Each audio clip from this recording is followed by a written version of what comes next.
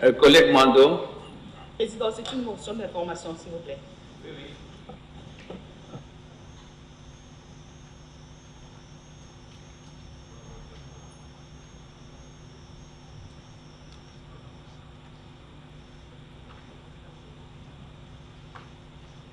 La sénatrice. Merci, honorable président, pour la parole.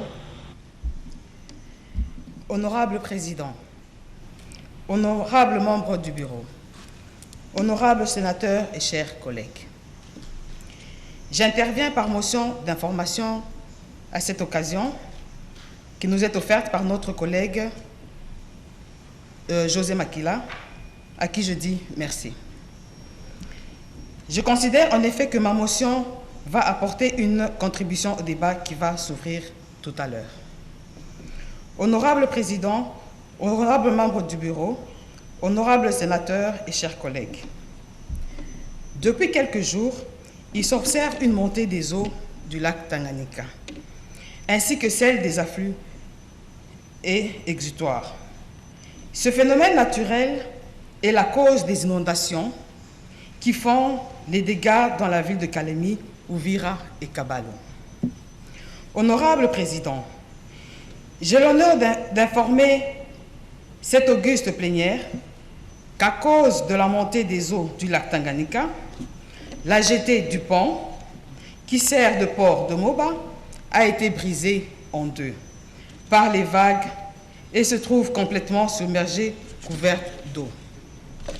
Honorable président, point n'est besoin de rappeler ici que le port de Moba est d'une importance capitale pour le trafic maritime sur le lac Tanganyika.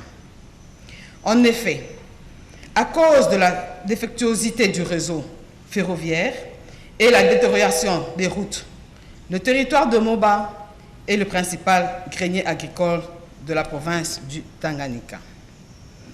C'est de Moba que partent les bateaux chargés de produits agricoles pour alimenter la ville de Kalemi et une partie de la province du Sud Kivu. Honorable président, la disparition du port de Moba va entraîner des conséquences préjudiciables pour les populations de cette partie du pays, ainsi que l'économie de la province du Tanganyika et du pays. Le domaine de port maritime relève de la compétence du ministre des Transports. J'ai souhaité, de manière légitime, informer la nation congolaise et cette auguste plénière de l'état de délabrement presque total dans lequel se trouve le port de Moba et attirer l'attention du ministre des Transports. J'ai dit, je vous remercie. Merci, monsieur le ministre. Il est évident que les sénateurs ont l'occasion de vous voir ici, donc vous devez vous attendre à ce que, outre la question concernant l'aéroport international d'Ndjili, que d'autres questions viennent qui sont du domaine de votre secteur.